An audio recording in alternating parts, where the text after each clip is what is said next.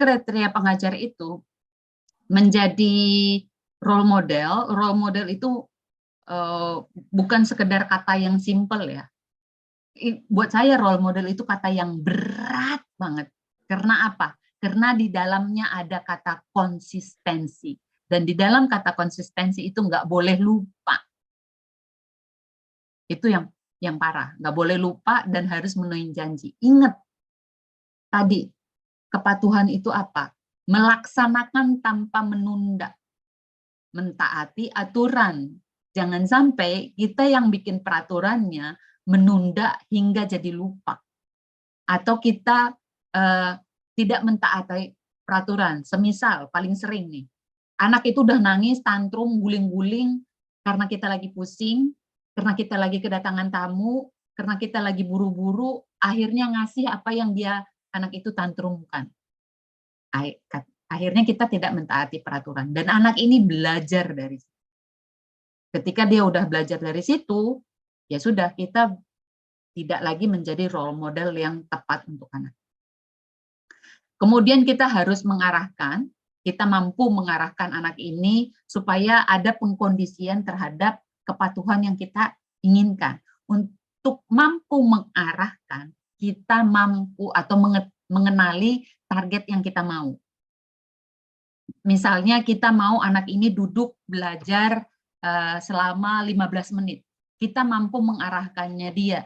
Kita bikin target yang kecil, misalnya 3 menit dulu, 5 menit dulu, kita mampu mengarahkan. Dan mampu mengarahkan ini juga kita punya sense bantuan apa yang tepat untuk anak ini. Sense itu berarti kita punya pengetahuan dan insting. Saya selalu bilang guru atau orang tua itu harus punya pengetahuannya, tapi juga punya instingnya. Jadi kita nggak bisa nih cuman bilang, oh saya pinter, saya belajar banyak, saya ikut training banyak, tapi kita tidak punya insting. Insting itu hanya bisa dibangun kalau kita suka pakai banget sama tugas yang kita kerjakan, sama mengajarnya. Karena ketika kita suka banget, kita akan hadir, kita akan living at the moment, kita akan ada di momen tersebut.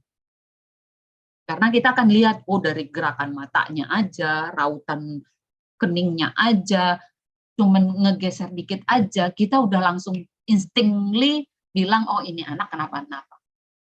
Tapi itu juga nanti misalnya nih, bisa dibangun juga dengan pengalaman, dengan jumlah jam, dengan jumlah anak yang kita ajarin, itu akan terbangun. Jadi mengarahkan ini harus memiliki pengetahuan dan insting terhadap bantuan yang akan dikasih.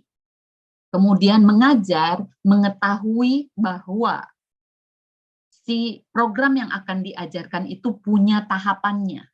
Dan tahapan ini punya targetnya yang kita breakdown. Kemudian mampu melakukan pengkondisian. Kita tahu prosedural pelaksanaannya seperti apa. Kita tahu saya harus duduk di mana, saya harus kasih perintah gimana, saya tahu respon apa yang harus dia kasih. Jadi whole in secara keseluruhan. Kita nggak bisa ngajarin kepatuhan itu potong-potong. Jadi harus semuanya. Kitanya sudah jadi role model, kita bisa mengarahkan, kita bisa mengajarkan, kita bisa mengkondisi.